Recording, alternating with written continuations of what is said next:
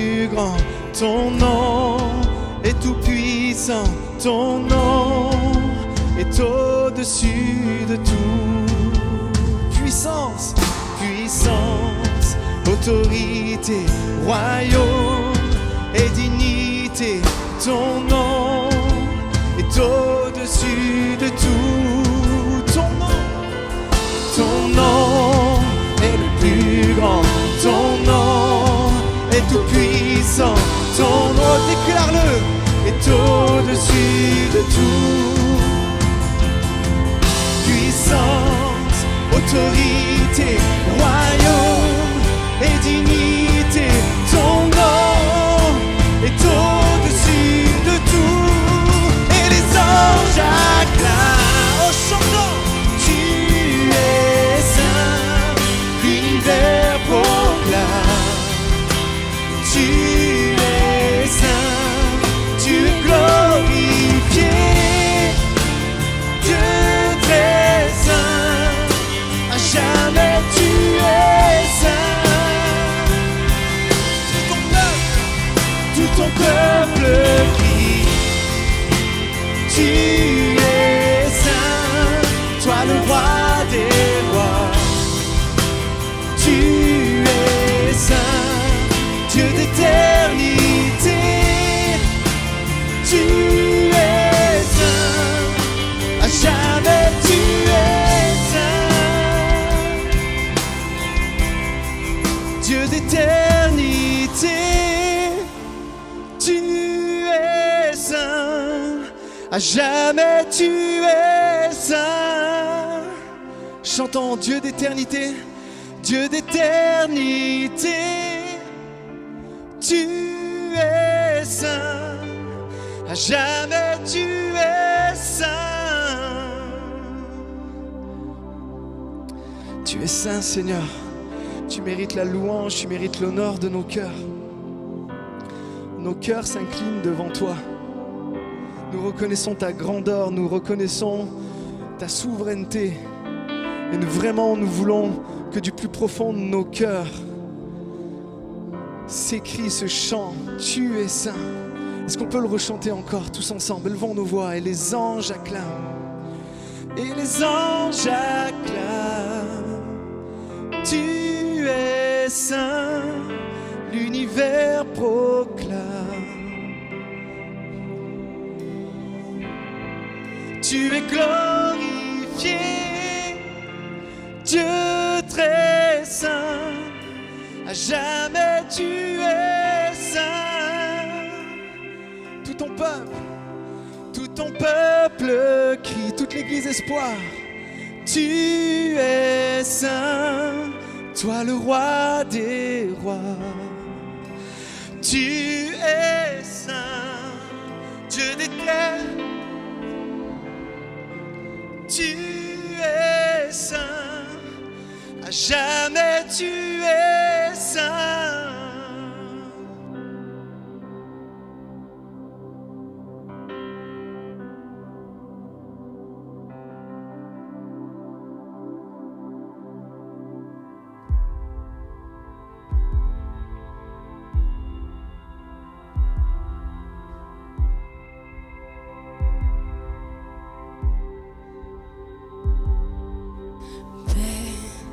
Tu calmes maintenant l'orage si violent qu'il s'apaise en ton nom.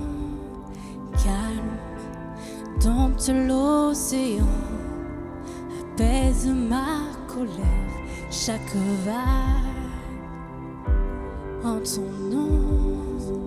Jésus, Jésus, tu fais trembler les ténèbres. Jésus, Jésus, nos peurs se taisent. Jésus, Jésus, tu fais trembler les ténèbres. Jésus, Jésus.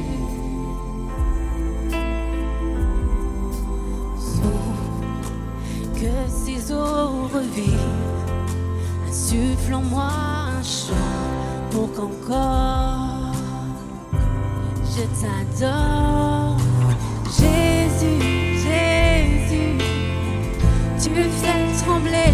ténèbres. Jésus, Jésus, nos peurs se taisent. Jésus, Jésus, tu fais trembler les ténèbres. Jésus, Jésus, oh.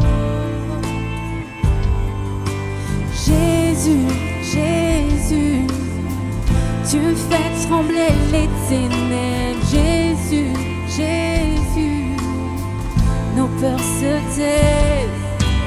Jésus, Jésus, tu fais trembler les ténèbres. Jésus, Jésus, oh.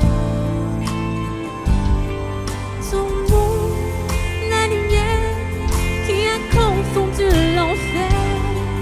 Son nom triomphe à tout jamais.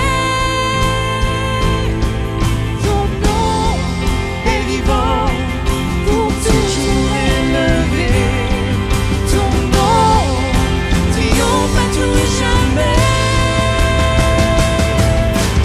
Jésus, Jésus, tu fais trembler les ténèbres. Jésus, Jésus, nos peurs se taisent. Jésus, Jésus, tu fais trembler les ténèbres. Jésus, Jésus.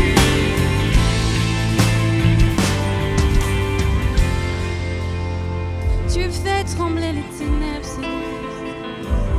Un seul mot de toi et la paix revient, Jésus. Tu brises les chaînes ce matin, Seigneur.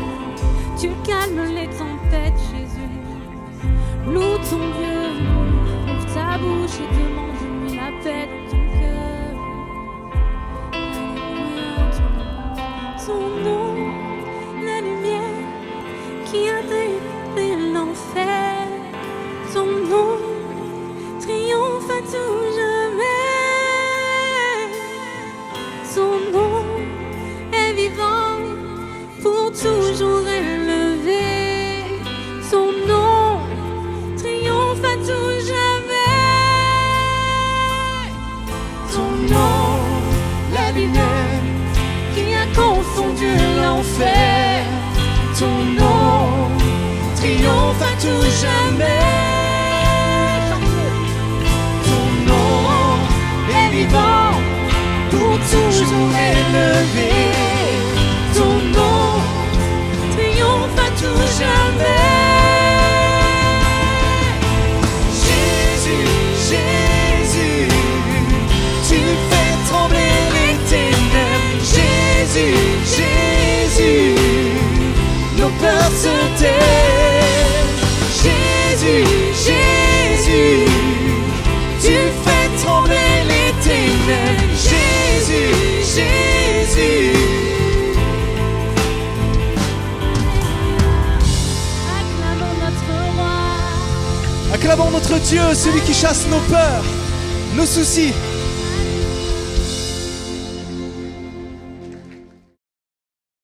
J'aimerais aussi maintenant présenter le couple que nous recevons aujourd'hui. Ils viennent de Genève, nous les connaissons. Franck était déjà venu, il s'agit donc d'Esther et de Franck Le Filâtre. On peut leur souhaiter la bienvenue s'il vous plaît. Ils ont tout un ministère, Franck a tout un ministère au niveau de l'enseignement et il a à cœur ça. Et comme nous l'avons vu déjà il y a peut-être 2 ans maintenant la dernière fois que tu es venu, on était en milieu de Covid à peu près, je ne me rappelle plus exactement. Mais ça avait été vraiment une bénédiction et peut-être certains d'entre vous, vous le suivez, vous le connaissez. Alors j'aimerais vraiment qu'on lui laisse toute la place aussi à Franck. On lui souhaite vraiment la bienvenue, qu'il se sente libre au milieu de nous.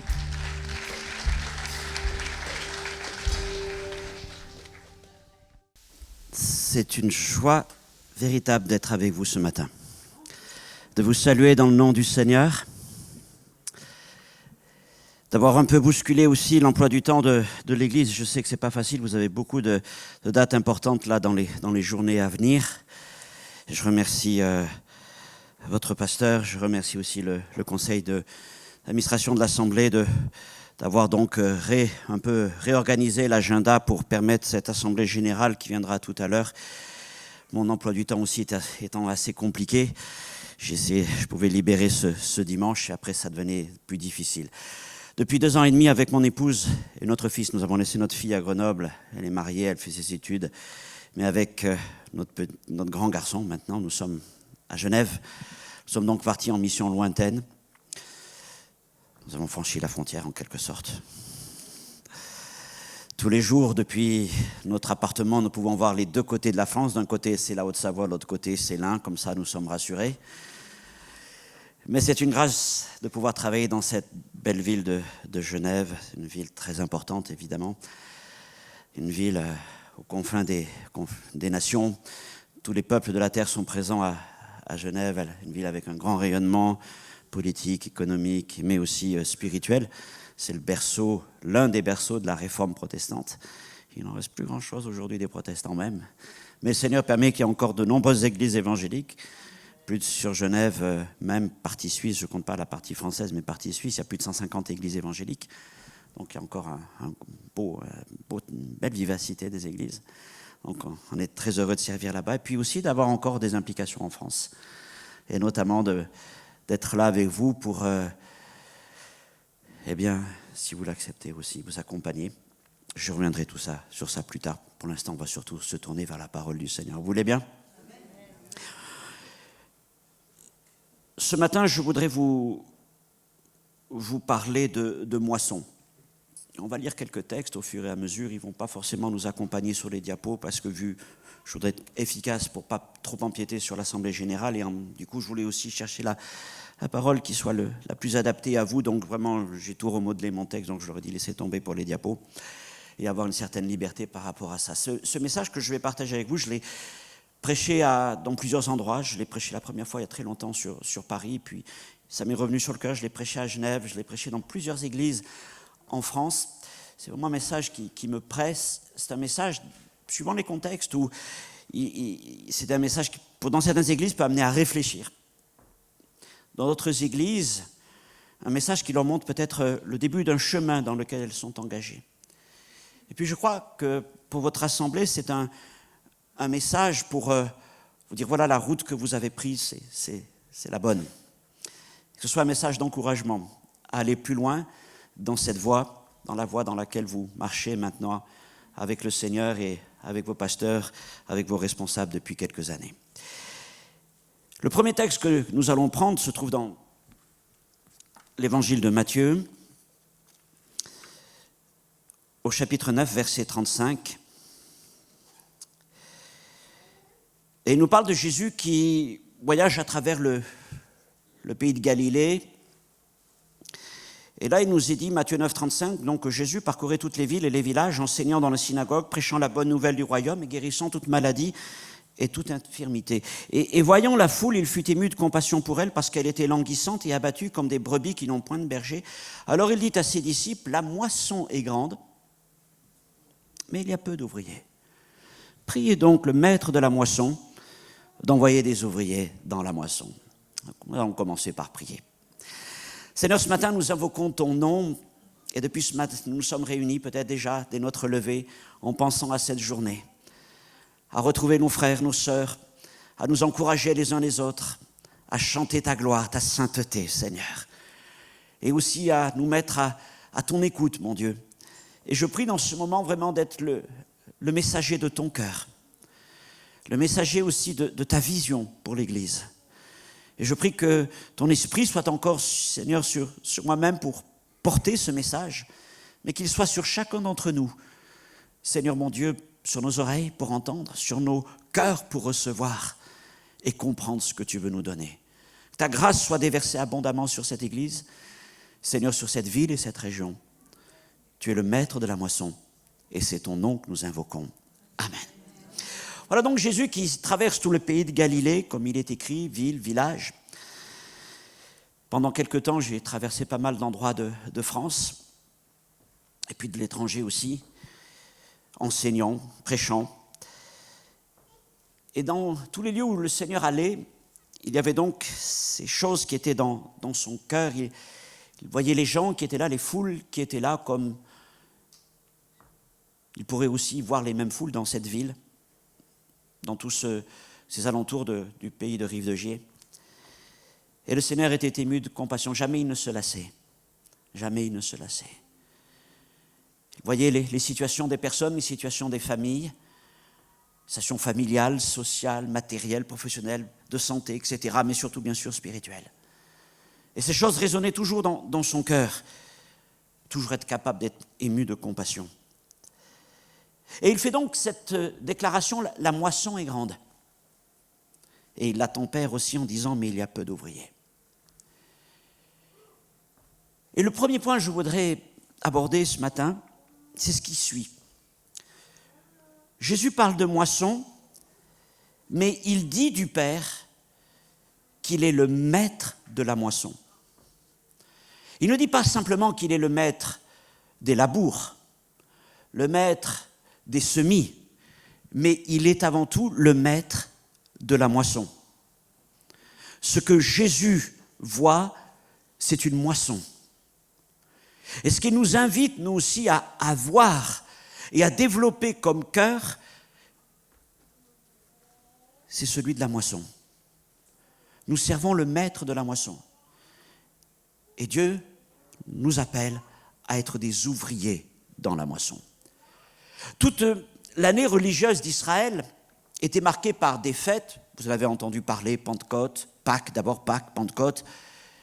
Et puis la dernière, la fête des tabernacles. Ces trois grandes fêtes de l'Éternel. Et au moment de ces grandes fêtes, les Juifs, et même certains de la diaspora, montaient à Jérusalem pour fêter cette fête.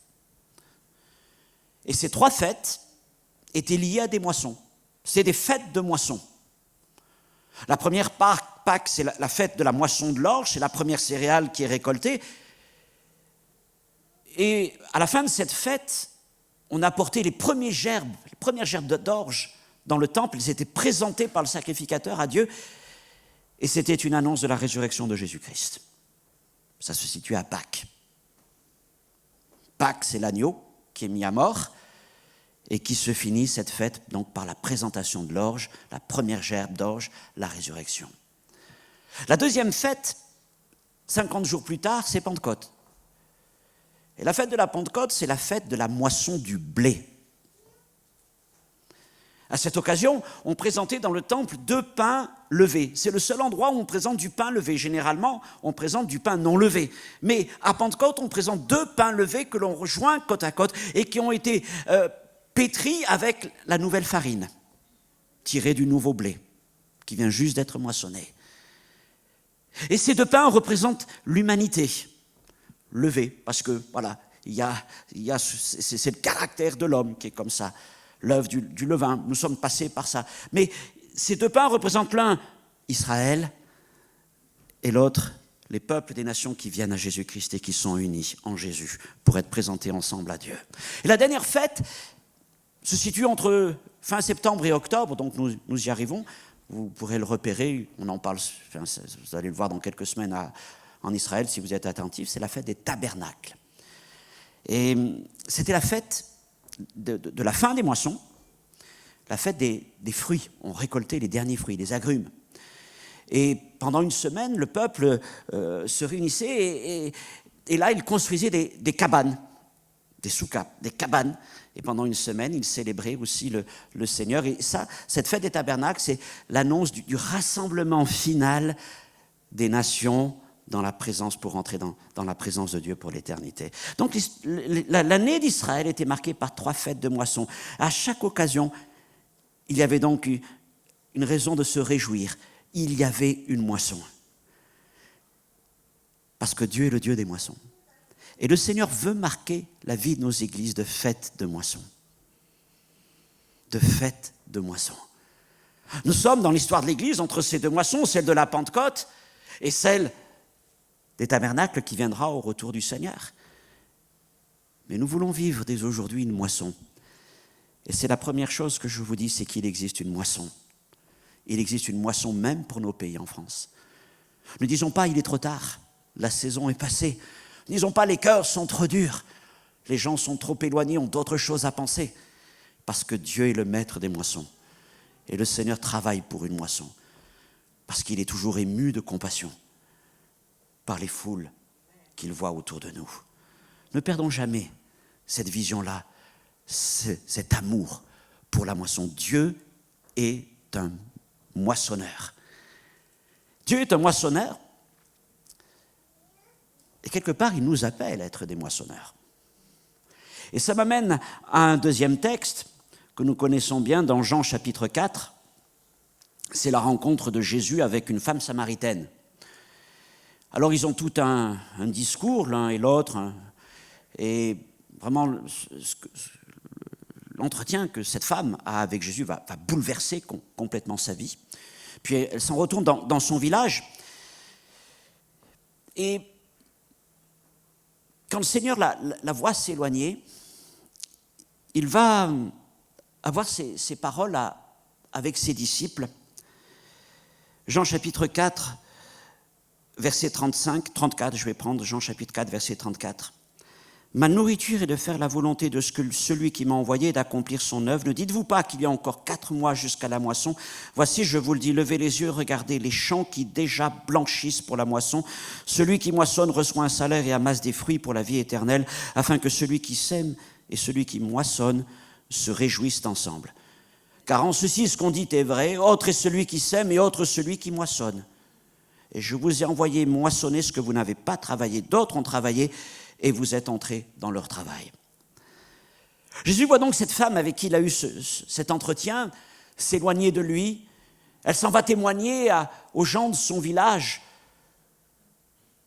de cette rencontre qu'elle vient d'avoir avec Jésus, de tout ce que Jésus lui a dit concernant sa vie. Et son témoignage se résume en quelques mots en disant « Ne serait-il pas le Messie ?» Et c'est ce qui va toucher les cœurs de ces hommes et de ces femmes.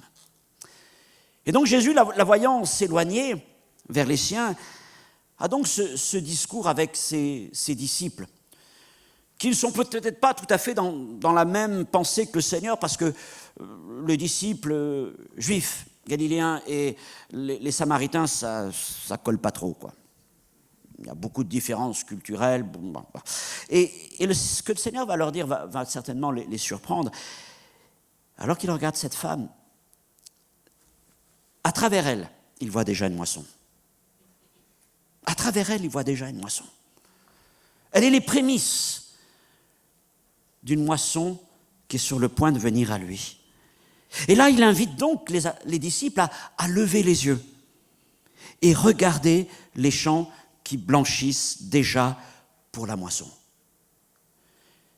Et je crois que c'est un appel que le Seigneur nous lance encore, à lever les yeux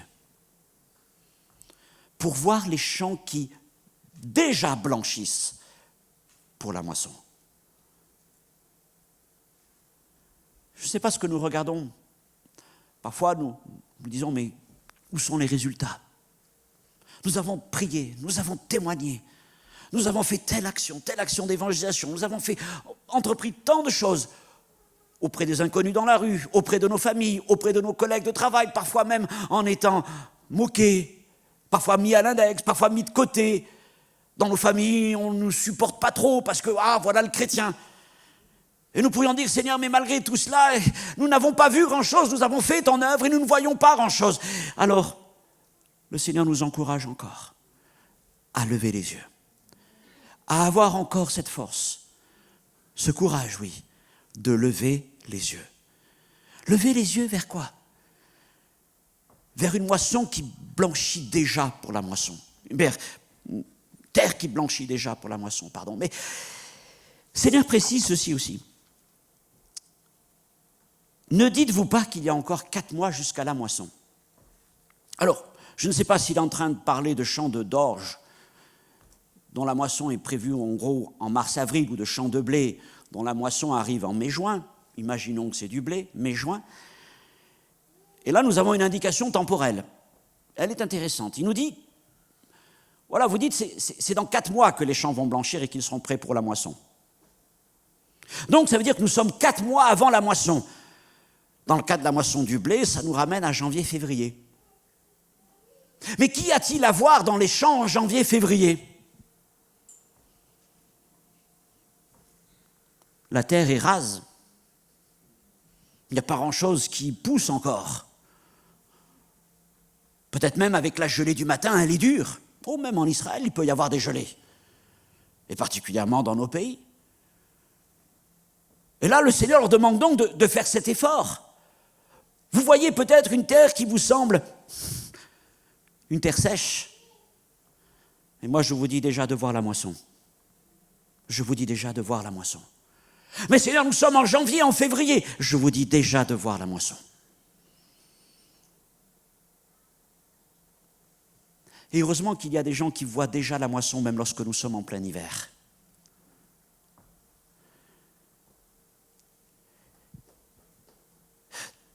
De se dire, Seigneur, d'autres qui nous ont précédés ont labouré, ont semé, et nous attendons maintenant la moisson. Et l'église que vous êtes, évidemment, pour les plus anciens, vous le savez,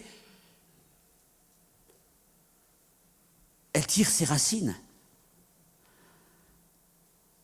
Déjà peut-être de plusieurs générations de frères et sœurs qui ont prié, qui ont labouré, qui ont semé et qui ont continué, même si parfois elles disaient « Mais Seigneur, c'est l'hiver. Nous ne voyons pas grand-chose. Que sortit donc de cette terre ?» Mais ils ont continué à regarder les champs en étant convaincus qu'un jour viendrait une moisson. Et nous devons continuer cela. Même lorsque nous disons « Mais Seigneur, notre pays paraît tellement difficile, c'est un hiver permanent. » Et Jésus nous dit après l'hiver, oui, viendra le printemps, viendra le temps de la moisson.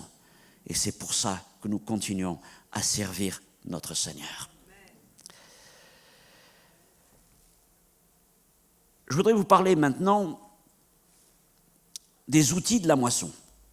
Alors on va aller dans un texte, si vous avez vos Bibles ou vos téléphones avec une application, vous pourrez le regarder. On va aller dans l'Ancien Testament, dans le livre du prophète Ésaïe, au chapitre 28.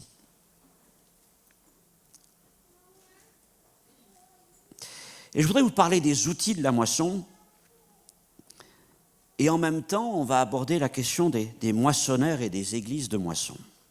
Voilà ce que le prophète écrit. « Prêtez l'oreille, écoutez-moi ma voix, soyez attentifs, écoutez ma parole. » Et il pose cette question. « Celui qui laboure pour semer, laboure-t-il toujours? Ouvre-t-il et brise-t-il toujours son terrain? N'est-ce pas après en avoir aplani la surface qu'il répand de la miel, sème du cumin, qu'il met le froment par rangée, l'orge à une place et l'épeautre sur les bords? Son Dieu lui a enseigné la marche à suivre et il lui a donné ses instructions. » Je m'arrête là pour l'instant. Nous avons suivi les instructions du Seigneur, nous avons travaillé, nous avons semé.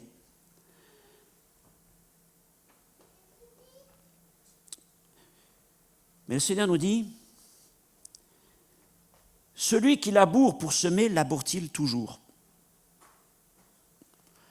Et je pourrais continuer, celui qui sème pour moissonner, sème-t-il toujours? Nous ne pouvons pas simplement être des laboureurs. Et nous ne pouvons pas être des semeurs en permanence. Il y a un temps pour labourer, un temps pour semer, un temps pour attendre et un temps pour moissonner. Nos églises en France sont des églises avec une culture de labour, avec une culture d'ensemencement, parce que nous avons travaillé notre terrain, parce que c'est un terrain très difficile, parce qu'il a fallu s'accrocher au terrain. Il a fallu s'accrocher dans cette région au début pour venir implanter des églises ici. Il a fallu s'accrocher dans ce terrain où les cœurs parfois étaient durs.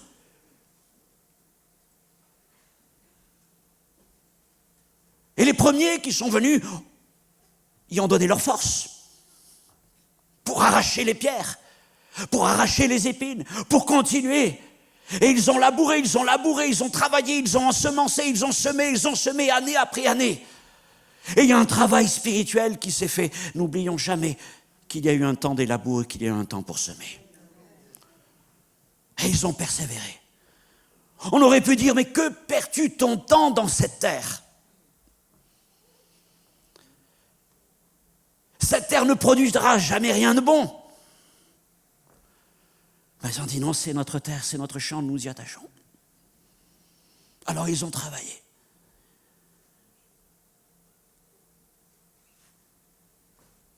Mais il y a un moment où les laboureurs et les semeurs vont laisser la place aux moissonneurs. Et quand vient le temps des moissons, alors c'est un peu difficile. C'est pas toujours évident, parce que notre culture d'église, en général en France, je l'ai dit, c'est une culture de labour et de semences. Et du coup, nous avons développé des capacités, des techniques, tout un ensemble de savoir-faire pour labourer et pour semer. On sait s'accrocher à des terrains difficiles.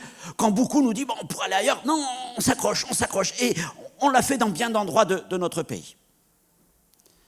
Mais quand vient le temps des moissons, on est un peu désarçonné. Et c'est difficile pour beaucoup d'églises de passer d'une culture, d'une mentalité de laboureur, semeur à une culture d'église de moisson. Pour différentes raisons.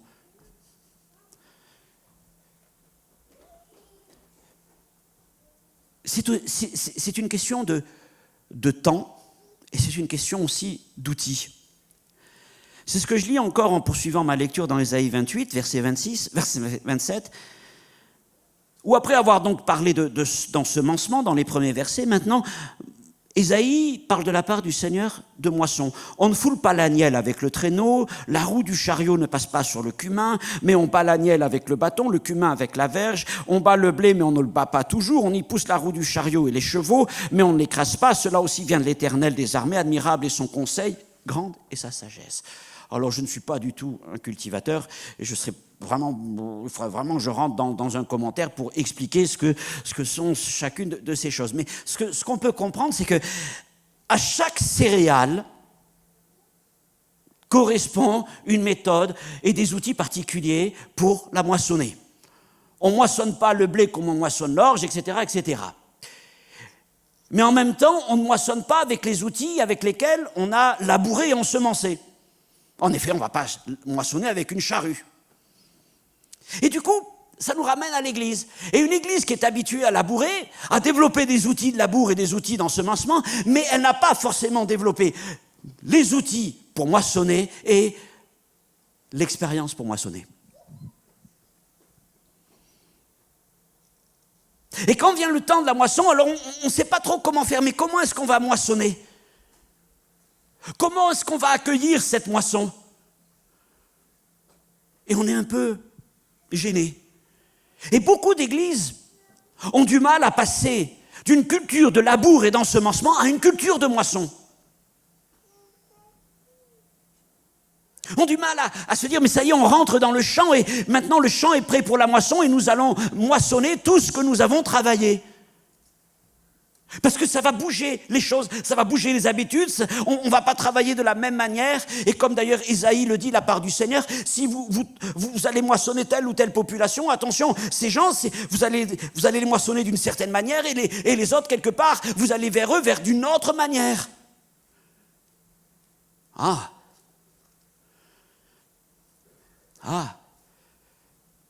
Oui, mais ce n'est pas comme on a l'habitude de faire. Et puis nous, on est des laboureurs. Mais on n'est pas des moissonneurs. Et quand vient véritablement le temps d'entrer dans la moisson, des églises n'y arrivent plus. Elles ont du mal, il y a des tensions, il y a des conflits. Mais nous, on a toujours labouré, on fait comme ça. Et oui, mais pour moissonner, tu comprends, on doit développer d'autres outils. On doit développer d'autres façons de faire. Et ça nous bouge, ça bouge les églises. Parce que ce sont des choses assez nouvelles. Je connais des églises qui ont eu beaucoup de mal et certaines ne sont pas du tout rentrées dans la moisson que Dieu préparait pour elles. Je citerai des exemples après, de manière générale, mais c'était trop de changements. Changement dans les outils, autrement dit changement dans l'organisation de l'Église, dans la façon de vivre le culte, dans la façon peut-être aussi de se retrouver les uns les autres. Et elles n'ont pas réussi. Non, nous, on est des églises de labour. Nous, c'est comme ça qu'on vit les choses.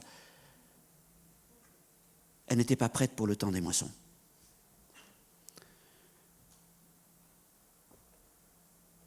Alors vous pouvez plus facilement que moi, évidemment, appliquer ces choses à votre propre assemblée, à l'histoire qui a été la vôtre pendant ces dernières années. Il y a eu le temps des labours, il y a eu le temps des semences, et les plus anciens parmi vous peuvent le dire, oui, nous avons vécu ces moments. Et puis a commencé à venir quelques brins d'herbe. Et ces brins d'herbe ont poussé et sont devenus des tiges. Et voilà que du fruit est venu. Et alors il a fallu peut-être changer les choses, changer les manières, changer l'organisation. On ne fait plus les choses comme avant. Mais oui, parce qu'avant on était dans un temps de labour et de semences. Et maintenant on rentre dans une saison de moisson. Et par la grâce du Seigneur, vous n'avez pas refusé la moisson. Vous dites, ok Seigneur, on rentre dans cette moisson.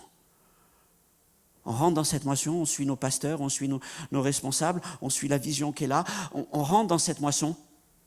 Ça va bouger nos habitudes. Mais Seigneur, tu es le maître de la moisson.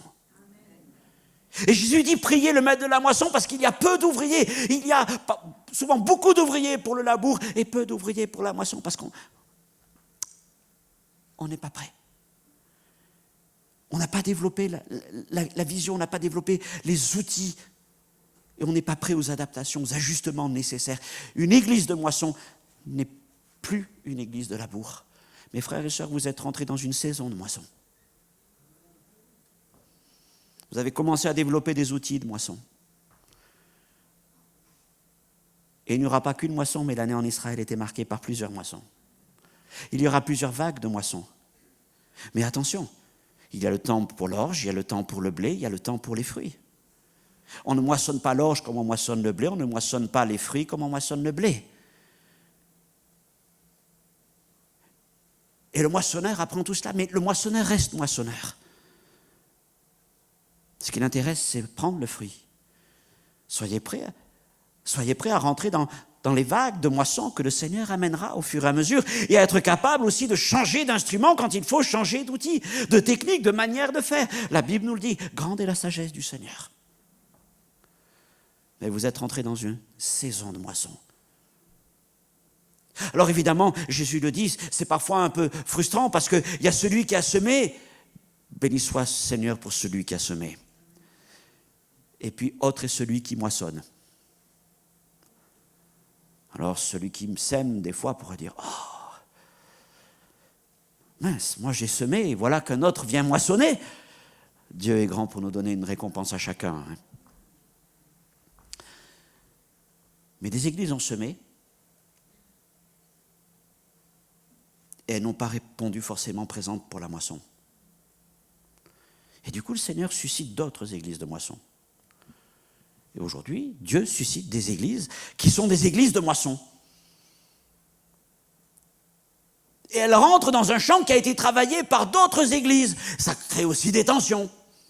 Ah, mais comme ça, comment ça? Ils arrivent là, dans notre ville, dans notre quartier, et puis ça y est, ils viennent moissonner, et c'est quoi ça? Et voilà qu'ils vont développer, ils se développent tel ou tel programme, parmi la jeunesse, parmi les couples, et tout. Et puis, mais ils font des choses nouvelles. Ils osent, parce qu'ils viennent dans une vision, une culture de moisson. Et nous, on en reste à notre culture de labour et de semences. Et ça crée des frustrations. Parce que Dieu est un moissonneur et il veut absolument que sa moisson soit rentrée. Alors, tous au bout du compte, je l'ai dit, seront bénis. C'est surtout le Seigneur qui l'a dit. Laboureurs, semeurs et moissonneurs seront bénis. Mais la grâce de Dieu, c'est aussi de rentrer dans la saison de moisson qui est devant nous. Vous l'avez fait. Vous avez accepté des changements. Vous avez accepté une autre manière de vivre le culte. Vous avez accepté le changement de bâtiment. De toute façon, vous n'aviez pas trop le choix. Si j'ai bien compris, il va lui partir. Mais, je veux dire, voilà, vous rentrez dans une vision. Vous savez, je dis souvent, nos bâtiments sont aussi le témoignage, le reflet de notre vision. Quand je rentre dans votre bâtiment, ce n'est pas la première fois que je le visite. Je l'ai visité, il n'y avait pas grand-chose à voir. La première fois, il y avait... Je vois le travail que vous avez fait. Et je comprends quelle est votre vision, ce grand hall d'accueil, accueillir les gens, prendre du temps ensemble, bâtir véritablement la communion fraternelle. Je vois la qualité des salles, de ce que vous avez fait. Je me dis que la pensée que j'avais, c'est que dans une ville qui économiquement a été sinistrée et qui souffre, ce bâtiment est peut-être l'une des plus belles choses qu'il y a dans cette ville. J'imagine que même si monsieur le maire ou son cabinet ou le député du coin vont venir pour l'inauguration, on va dire, ah ouais, on aimerait bien avoir la même chose, nous, dans nos écoles ou ailleurs. Et vous l'avez fait pour un témoignage à la gloire du Seigneur, parce que vous êtes dans cette vision de moisson. Alléluia. Je voudrais avancer pour conclure, pour ne pas prendre trop de temps ce matin, et vous parler aussi des défis de la moisson. Le premier, je l'ai déjà abordé suffisamment, c'est le changement de mentalité. Oui, il nous faut changer de mentalité. Et c'est là le plus difficile. C'est là où ça achoppe le plus. Parce que ça crée des tensions dans les assemblées. Bravo. Vous avez dépassé tout cela. Et vous allez vivre quelque chose de merveilleux. Deuxième défi, c'est les champs qui blanchissent ne sont pas forcément ceux qu'on voudrait voir blanchir. Si vous avez demandé aux disciples qui sont avec Jésus quels sont les champs qu'ils auraient voulu voir blanchir, ils auraient dit, nous, on veut voir en Galilée, à Capernaum, à Bethsaïda, oui, là-bas, Seigneur, en Galilée, chez nous, on veut voir les champs blanchir. Seulement, Jésus leur a dit que le champ qui est en train de blanchir, c'est celui des Samaritains. Hein? Mais ça, c'est pas mon champ. Moi, mon champ, c'est celui-là. Celui que j'ai labouré, semé, celui que j'ai travaillé depuis des années, ça, c'est mon champ. Et l'autre, là-bas, c'est quoi, ce champ? Et ça aussi, c'est un mystère qui est parfois un peu déstabilisant, c'est que les champs qui blanchissent ne sont pas forcément ceux auxquels on s'attend et ceux pour lesquels on a donné le plus de travail. Et là aussi, c'est un grand défi, parce que je vois des assemblées qui vont passer, en quelque sorte, à côté de la moisson, parce que ce n'est pas le champ qu'ils ont travaillé. C'est pas ce qu'ils veulent.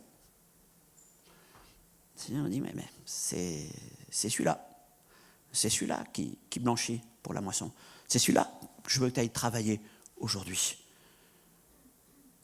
Ça, c'est un défi. Et on peut passer à côté d'une moisson parce que ce n'est pas celle qu'on veut. L'autre chose, c'est que les moissons peuvent nous réserver de drôles de surprises. Je vais lire un texte dans 1 Corinthiens, chapitre 15, c'est le chapitre de la résurrection. 1 Corinthiens 15, verset 37. Où Paul écrit « Ce que tu sèmes, ce n'est pas le corps qui naîtra ». Alors là, il parle de la résurrection, mais on reste dans l'idée de la semence. Il dit « C'est un simple grain de blé peut-être, ou d'autre chose, ou d'une autre semence, puis Dieu lui donne un corps comme il lui plaît. Et à chaque semence, il lui donne donc un corps qui lui est propre. » Considérons un pépin de pomme et une pomme, mais considérons que vous n'avez jamais vu de pomme. Vous venez d'un pays où il n'y a pas de pommes. D'accord? C'est pas facile à faire, parce que les pommes, vous en avez mangé de toutes les couleurs, de toutes les tailles. Mais vous imaginez, vous ne savez pas ce que c'est une pomme. On vous présente un pépin de pomme. Et on vous montre une pomme rouge, verte, jaune à côté, et on vous dit qu'il y a un lien entre les deux. Vous réfléchissez, vous dites, ça a donné ça. Et vous ne faites pas le lien, si vous ne le savez pas. Bon, maintenant, on sait que les graines n'ont rien à voir avec le fruit qui naîtra. Et quand on peut avoir tout un ensemble de graines dans la main, à moins d'être un spécialiste, on est incapable de dire qu'est-ce que ça va donner. Et parfois, c'est ça aussi, c'est que quand on travaille, la moisson qu'on a, donc, elle est surprenante. Elle n'a pas pris la forme qu'on attendait. On voulait tel type de personne, et puis Dieu en suscite une autre. Oh, Je raconte toujours cette histoire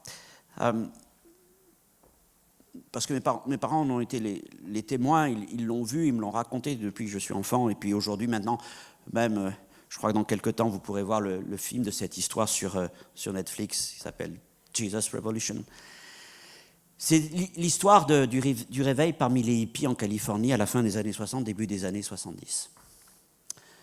Nous sommes dans une banlieue de Los Angeles, Californie, une belle église, bien cossue, une belle moquette, épaisse comme aux États-Unis, avec ce qu'ils appellent les bancs, les pews. Et là, c'est une belle église américaine, vous voyez, avec des beaux orgues magnifiques, enfin tout. Et puis, il y a un jeune pasteur qui est là, qui veut amener les choses, c'est un super enseignant, bon prédicateur, et il challenge l'église. On prie pour voir la gloire du Seigneur, il veut vraiment qu'il y ait quelque chose qui se passe, parce que lui aussi est ému de compassion dans cette génération qui, comme la nôtre aussi, eh bien, présente ses difficultés.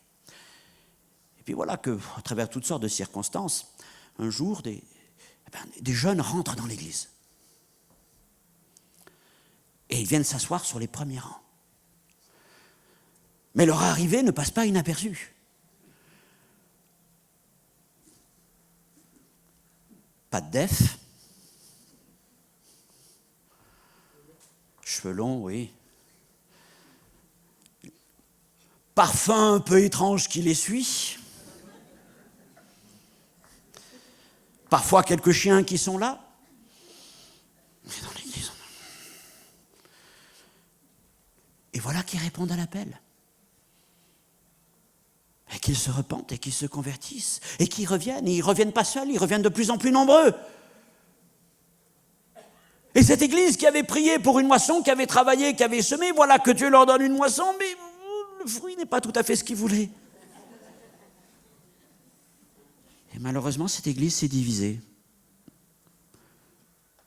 Mais celle qui est restée, ça a été la première église d'un grand mouvement, le réveil de Jesus Revolution qui a touché toute la génération, une grande partie de la génération des jeunes de cette époque, mais aussi un mouvement qui s'appelle Calvary Chapel, les églises du Calvaire, en français, Chapelle du Calvaire, qui est un mouvement énorme avec de superbes églises partout aux États-Unis et dans le monde entier.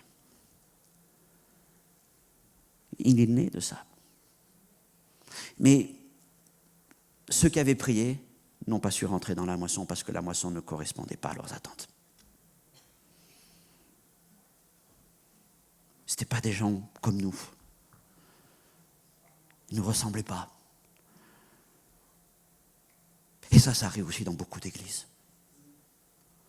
On veut la moisson qui nous ressemble. Quand Jésus suscite des moissons qui sont selon son cœur, il est le maître de la moisson. Et c'est lui qui donne encore à la semence, tel qu'il le veut lui, et non pas tel que nous le voulons. Je finis ce message en parlant d'un dernier défi, challenge. Je reviens vers Joseph. Je vais vers Joseph, plutôt dans l'Ancien Testament. Joseph est le Pharaon. Vous connaissez les visions, les songes de Joseph, hein? Les épis, les gros épis, les épis maigres, les vaches grasses et les vaches maigres, les 7 années de prospérité et les 7 années de famine. Il va y avoir cet échange entre Joseph et Pharaon. Et Joseph va dire au Pharaon de bâtir des greniers en vue de la moisson abondante qui allait venir, afin de garder le blé pour les années de famine. Une église de moisson doit devenir un grenier. Un grenier.